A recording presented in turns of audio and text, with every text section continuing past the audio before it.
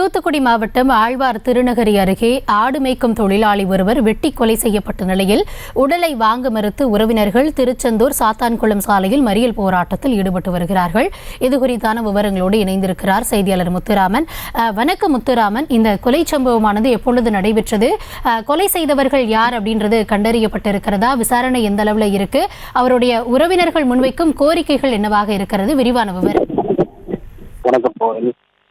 தூத்துக்குடி மாவட்டம் சாத்தான்குளம் அருகே படாப்பை சேர்ந்த சுடலை இவர் ஆடு மேய்க்கும் தொழில் செய்து நேற்று ஆழ்வார் திருநகரி அருகே வெட்டி கொலை செய்யப்பட்ட நிலையில் உரிய நிவாரணம் வழங்க கோரி திருச்செந்தூர் சாத்தான்குளம் இந்த பிரதான சாலையின் 500க்கும் மேற்பட்ட உறவினர்கள் மற்றும் அந்த ஊரில் உள்ளவர்கள் தொடர்ச்சியாக 1 மணி நேரத்துக்கு மேலாக தட்டுமை முதற்கொண்டு இப்போ நடைபெற்றுக் கொண்டிருக்கிறது. இந்த சாலை மறியலானது தூத்துக்குடி மாவட்டம் சாத்தான்குளம் அருகே உள்ள பன்னாம்பரை சேர்ந்த சண்முக மகன் சுடலை இவர் வயது 55.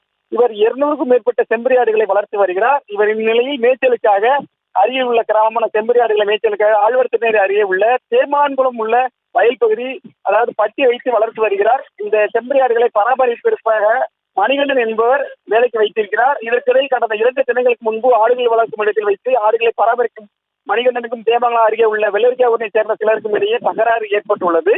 இதில் அந்த இளைஞர் காயமடைந்து மருத்துவமனையில் சிகிச்சை பெற்று வருகிறார். இந்நிலையில் மணிகண்டன் இல்லாததால் சுடலை ஆடுகளை நேற்று இரவு வயல்வெளியை பட்டியலில் அழைத்து அதன் அருகே கட்டில் போட்டு தூக்கி கொண்டுள்ளார்.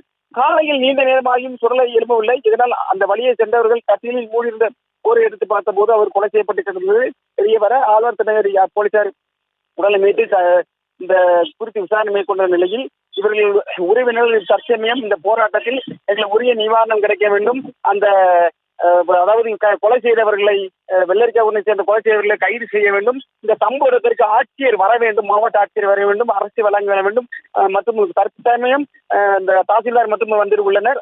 ஆட்சியர் வர எங்களுடைய போராட்டம் பஸ்மரில் தொடரும் என 1 மணி நேரத்துக்கு மேலாக தற்சமயம் நடைபெற்றுக் கொண்டிருக்கிறது. கௌதம், சூழல் குறித்தான உங்களுடைய தற்போதைய விவரங்களுக்கு நன்றி முத்துராமன். செய்திகளை உடனுக்குடனும் துல்லியமாகவும் தெரிந்து கொள்ள சப்ஸ்கிரைப் பண்ணுங்க.